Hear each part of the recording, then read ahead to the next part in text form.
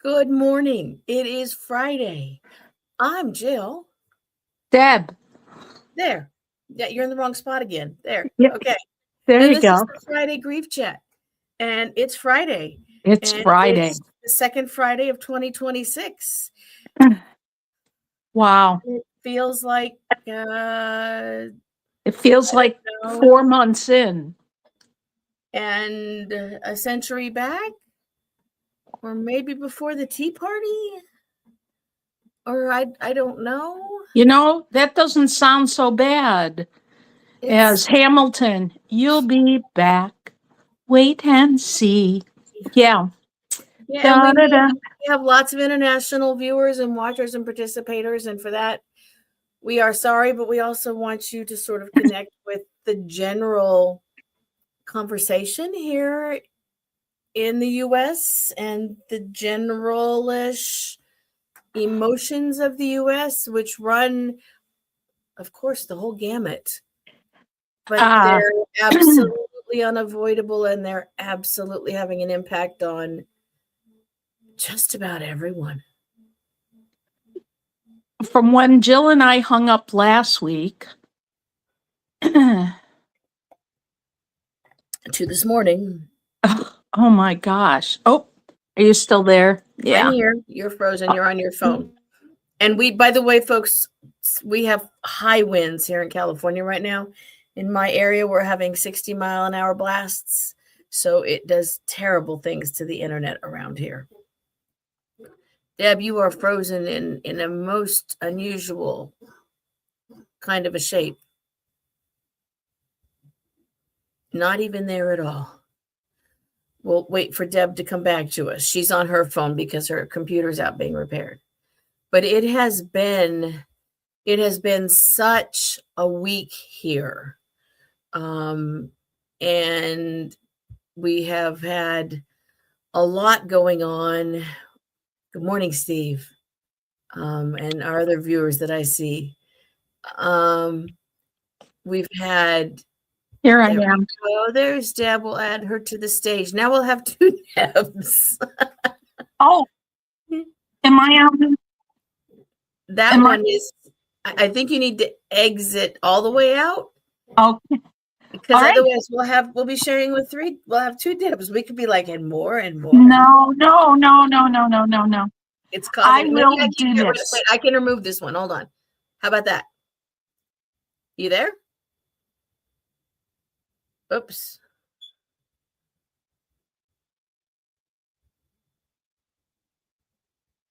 All right, I'm removing all the Debs, and we'll wait for Deb to come back. And we're not kicking Deb out of the studio. Thank you, StreamYard. Yeah, we do still have power, Steve. You're right. They haven't cut it off yet. But we have had, just a hell of a week. Minneapolis is in chaos, and there's more going on in Chicago again. And we have leadership that's not acting like leadership. And there's a profound grief over what's happening in our country and what happened to the woman from Minneapolis who was killed yesterday or day before. I can't even remember. Day before. Or yesterday.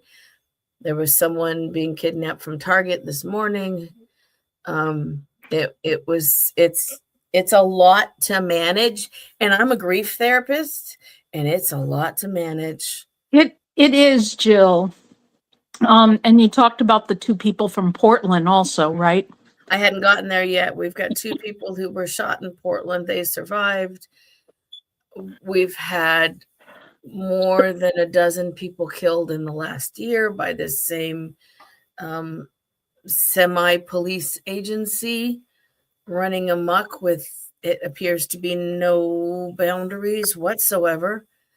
Right. And it's just a lot to absorb. I'm seeing it in my people that I see. I'm seeing it in my staff. We're seeing it at our homeless services program. There isn't a person around who's not aware, for the most part, of what's going on. And And there's also this disconnect of most saw this, but some see this from the exact same video sources. And it's disconcerting. And we've kidnapped a leader from another country. And we took another oil tanker this morning. And we universal, not we and people in the United States are wanting this. That's to be clear.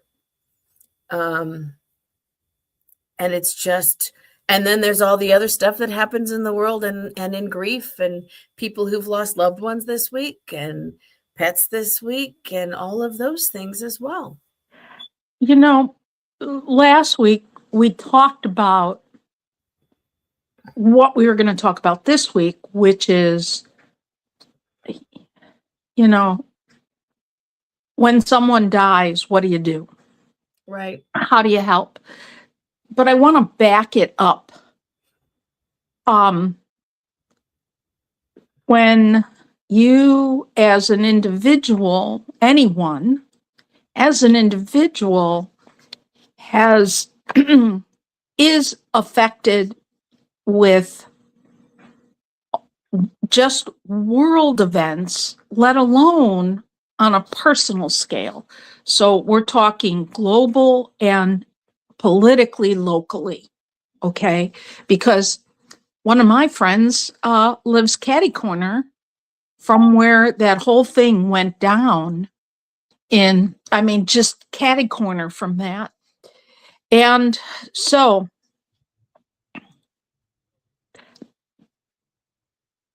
I don't know if it was you or my therapist I asked last week, and I said, I feel like I'm not even responding to people on Facebook because it's taking everything I can to respond to my congregation, which is, another part of what I'm doing, my bio and non-bio family.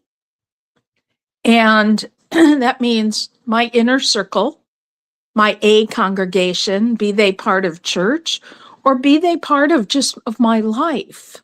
Right. And then my B congregation, which is broader, which means the people that are connected to the A congregation of my life, and my own physical needs. That's not even taken care of. That's my own physical needs.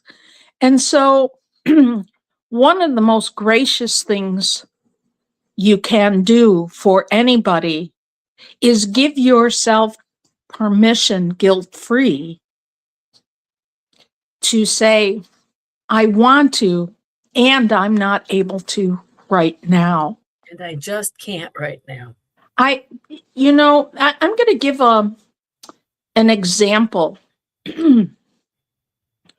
When Jeannie's daughter died, and it's questionable whether she was murdered or not. This was many years ago.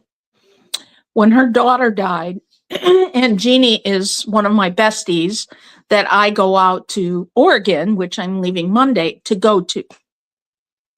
And when her daughter died, I helped raise her. I was part of, very intimately connected.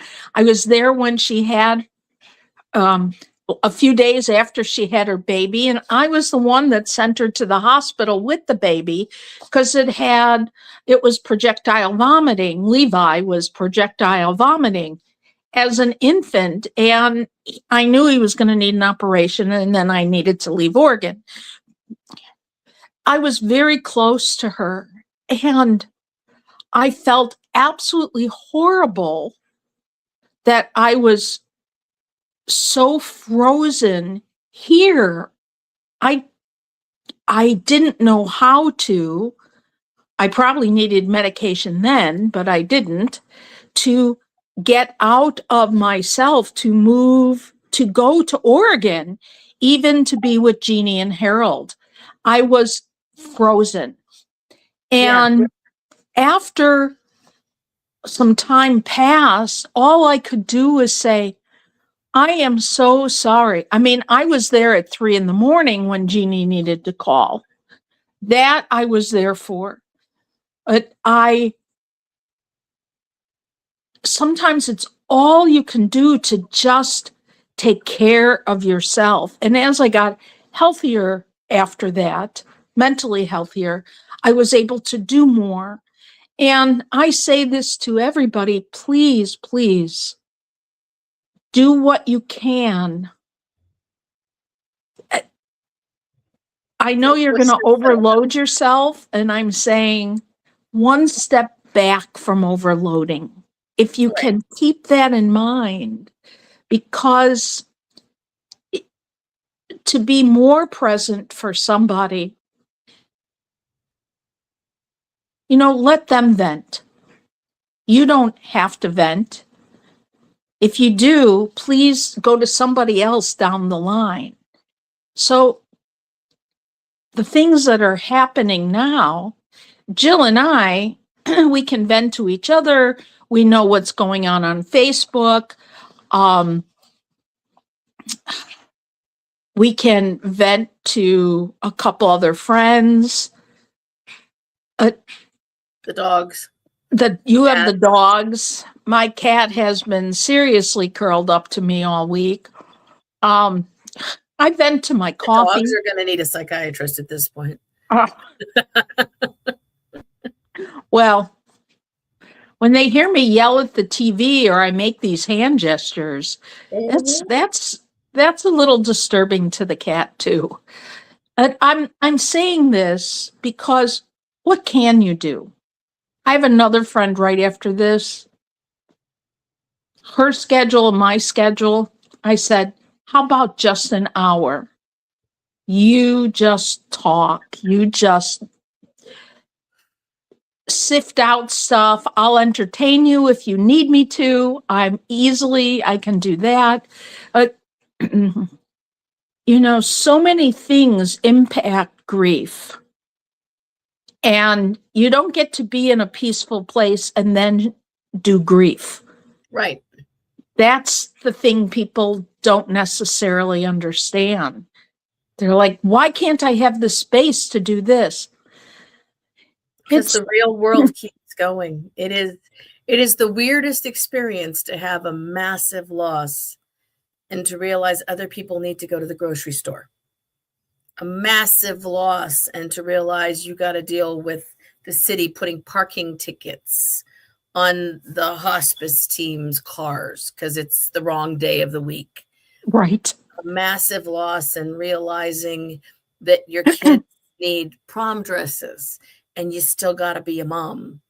You still got to be a mom when dad died. You do. You got to do those things. Well, in this case,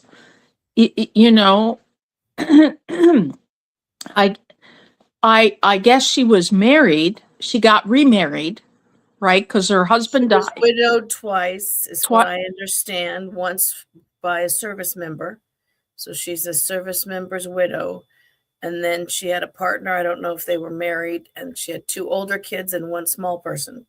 And so then the grandparents want to take care of, and then and then the partner loses the baby because the grandparents, which is what happens in lots of families when there's a loss of both parents, then it becomes who's got the right, and does the step get the step in instead of where the child has been living. It's so many losses upon losses upon losses. Right.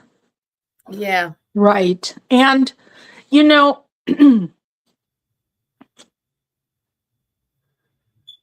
like when someone dies, or you get a divorce, or you get fired from a job, or let go, or whatever the case is, there's a point of where you may, I'm not saying you will, but you may feel helpless and hopeless. When you're a doer and you don't know what to do, that is a real disturbing occurrence. Daryl, like me, I fix bodies, he fixes wiring. and when he doesn't know what to do, it's I like how I'm going to do the dishes. I'm going to do this. I'm going to cook. My daughter says, Your love someone language is dies, food. mom cooks. That's what happens. Because I need to feel connected. And one way I feel connected to myself is by cooking. I feel connected around me when I can feel my feet on the floor. And look how far I'm taking that back. And so, while people in their most upset, they do not want to be told, just breathe, because I'm gonna want to imagine you're in a chokehold, right? Because it's too much. You're right, Ian. It is a safe place. The kitchen is a safe place. Yes, and so that's funeral potatoes. Funeral potatoes. Oh my God, you sound Baptist. I sound LDS. Oh, that's right. And I'm not. But I speak the language of many churches. Right. And Jello. We need a Jello salad because here comes the Lutheran. So I'm not going there. What's important is that you find just a space for you. And sometimes it means telling the other people, I need you out of my space. I just need to be here, not with anybody else. Christine Clifford, one of the speakers that came to our humor organization, wrote a book about cancer. She had been through breast cancer a couple times. And one of the things she wrote was, cancer made me a shallower person. And that means it's important to just say, please, in some way or form, if you can, and you go, I need to be alone. Sometimes it doesn't come out of there like that, not as kind as that. It comes out in other ways. Right. And then the other people get their feelings hurt and this because they didn't notice the warning signals of, I need to be alone. I need my space right now. Right now. And when you're a caretaker, because that's also sort of what grounds you, but you're not taking care of yourself. Right. Your primary, because we're told not to. Give to others, you'll feel better. Do this for others. Pray for others. Do Let this. others take care of you. It makes them feel better.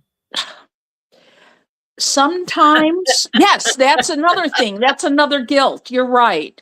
Why are you doing that? Others need to be involved. Like, whatever. Taking care of yourself, finding your way step by step, pausing between steps is the first thing. And then when you're going to take care of others, the meme that I've been seeing on Facebook is, after 2 weeks, the casseroles stop. There's no more food. Maybe 3 weeks if there's a lot of people cooking and you have an extra freezer or refrigerator. Then, what's the next thing?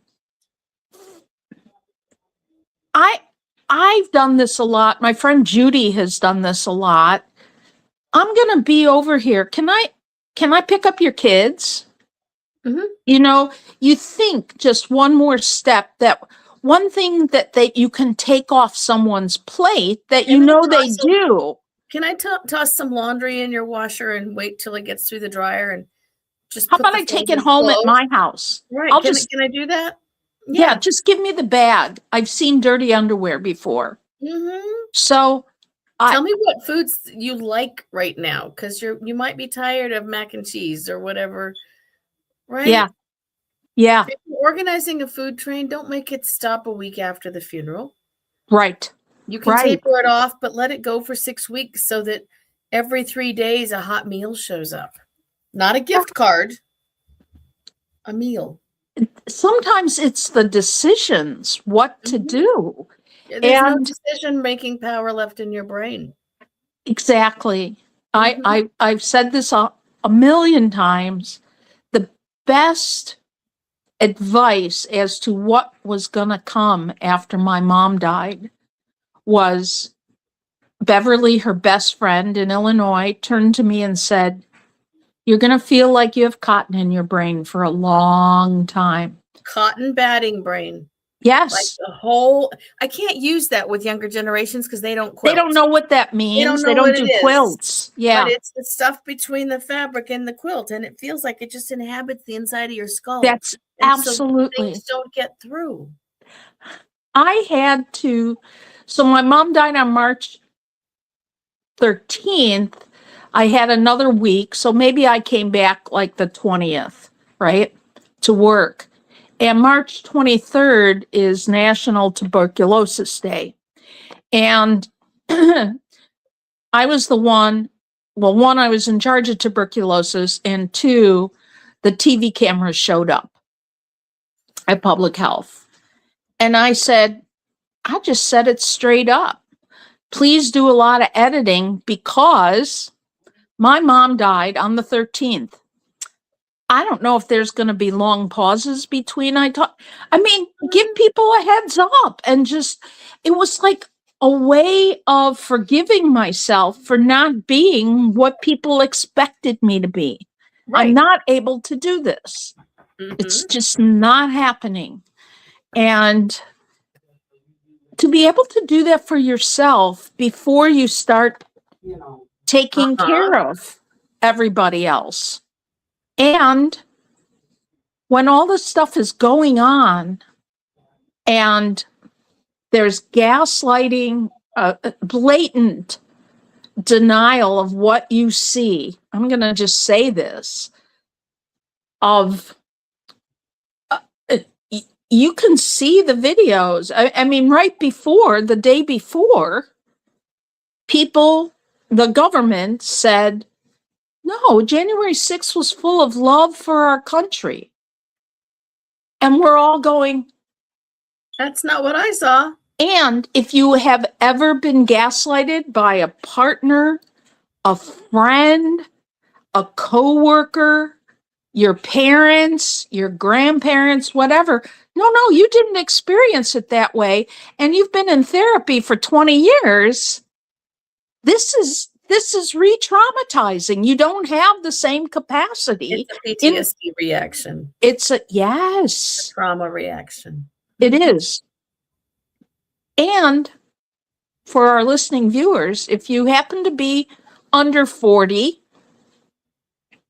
you'll have more capacity than when you're 60.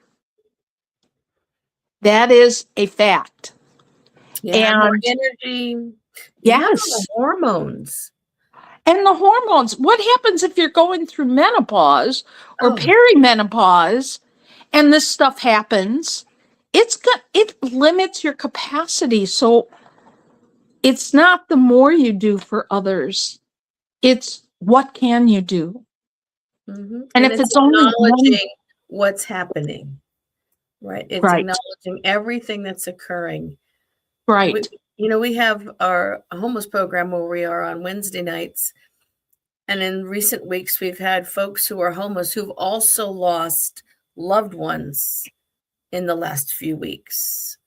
Some to really sudden, unexpected deaths, Mhm. some a parent far away and they can't get back to, and the bridges are burned. They're coping with living on the street, and last week in the middle of floods, and this week in the middle of cold and wind. And they have lost a loved one, and they're trying to mourn that in the context of trying to merely survive.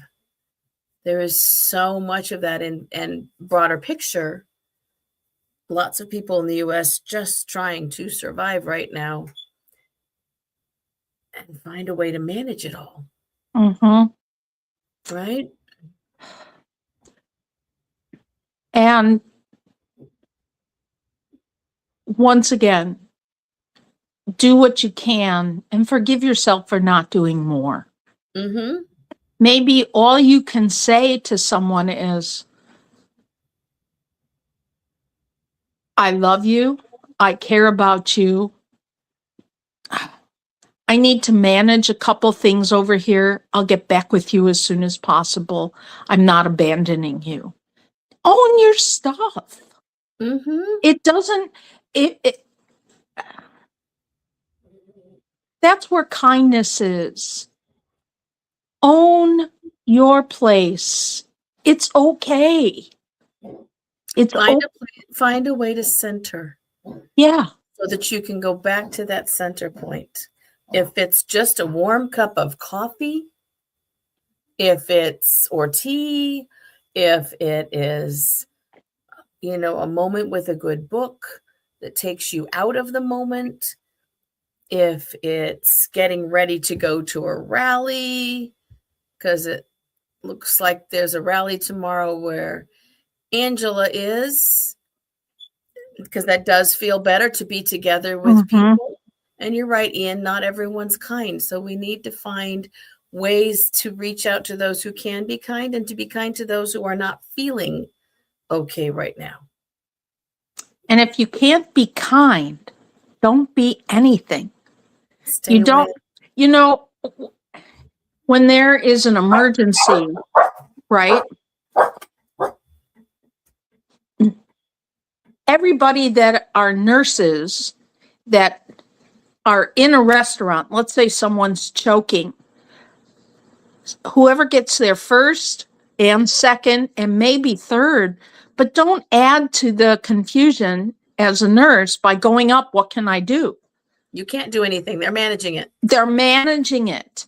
When you see there are enough people, leave it alone. And same thing for yourself. Ian, I love you, man. If you can't be kind, cook. Yes, that's right.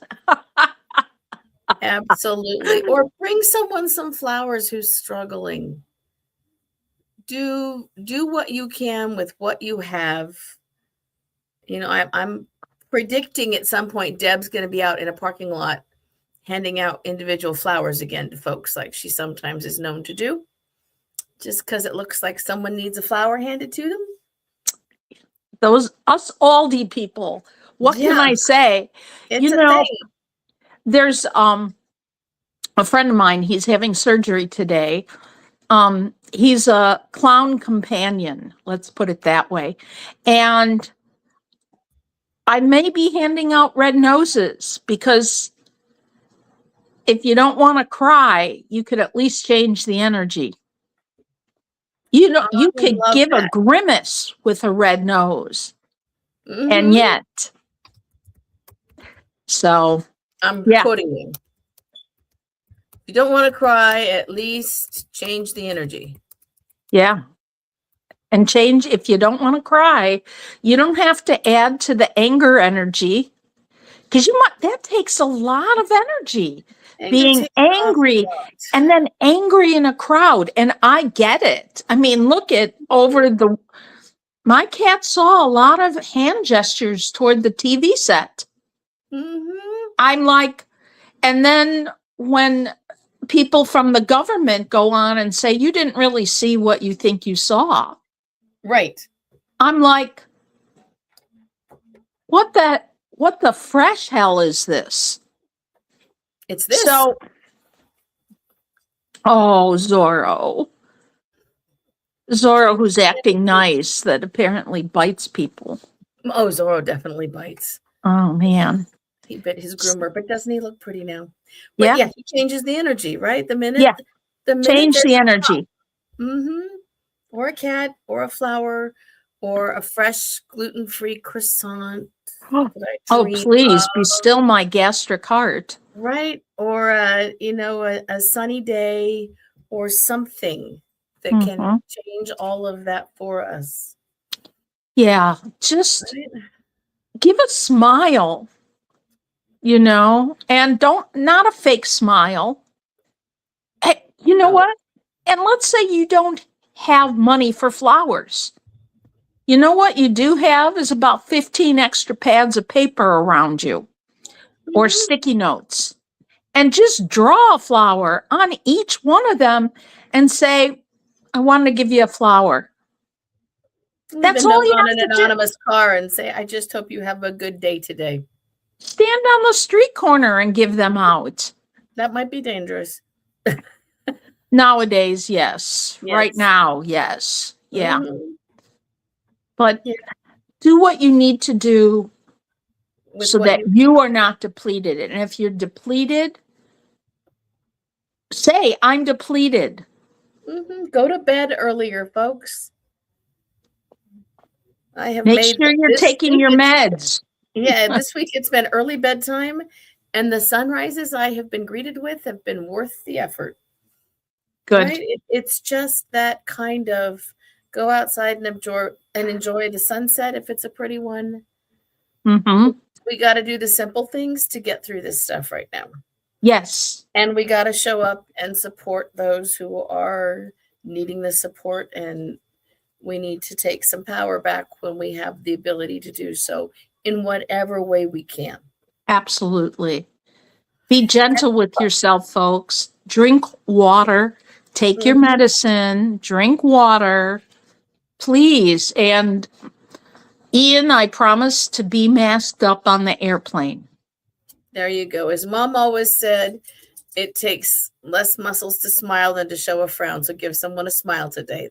Thank you, Well, Steve. it also takes less muscles to extend your middle finger. I have to admit, I did that a couple times toward the Yeah. TV this morning. But Some of my hand gestures, yes. I really did love the deaf interpreter in on the news the other day. Yes. They totally nailed it. So Yes. Yes. Yes. The haven't seen Minnesotan that one. clip, watch the clip. Yeah. All right, folks, we will be back here next week, Friday, 10 a.m. our Pacific time, 1 noon where Deb is, 1 if you're on the far East Coast. Wishing you all a beautiful Shabbat for those of you who are enjoying Celebrate. that. And for the rest of us, let's have a good weekend, everyone. Bye-bye, folks. Bye.